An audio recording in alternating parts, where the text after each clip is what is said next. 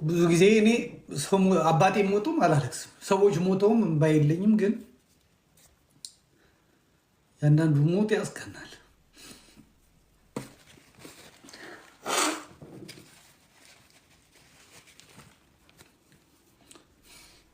ሰባኪ ስናይ ከነጋሽ ታዬ ከነጋሽ ግርማ ቀጥሎ ያየናቸው ሰባኪያን በምስካየ ኅዙናን አባ መዓዛ፣ በልደታ ብፁዕ አቡነ ገብርኤል፣ በቅድስተ ማርያም አባማ ኢየሱስ፣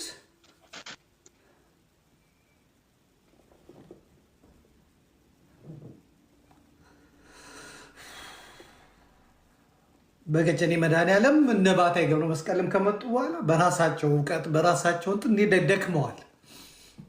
ከዛ የወጣቶች የልጆች አገልግሎት ሲመጣ ግን መምህር ዘላለም ወንድሙ ሳይደክም ሳይፈራ ሳይሰለች ሳይንቅ ወንድሞችን በማቀራረብ በመቅረብ አዳሩ ሙሉም ቤተ ክርስቲያን አውደ ምሕረት ላይ አድርጎ በእውነት አስተምሯል፣ አገልግሏል። ያለፉትን 30 ዓመታት ከአውደ ምሕረት ላይ የማናጠው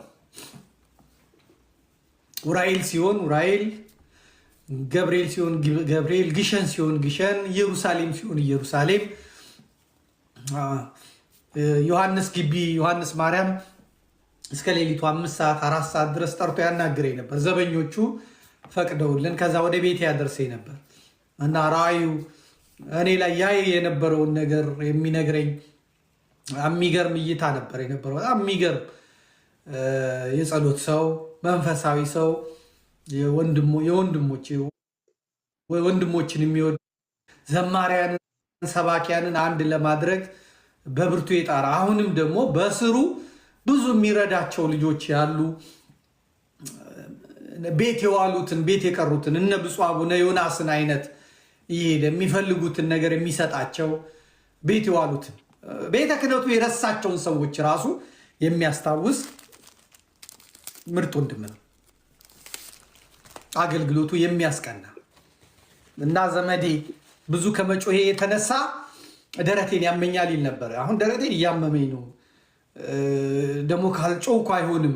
ዘላለም መጮህ ያወጣል ድምፅና ይህንን ፖል መረዋ መምህር ጳውሎስ መልካ ስላሴም ነግሮኛል። ስብከት ቀላል አይደለም እና በጣም ብዙ ኢነርጂ ይፈልጋል፣ ብጡ ድምፅ ያስወጣል እና ቀን በቀን አመት ከአመት ወር ከወር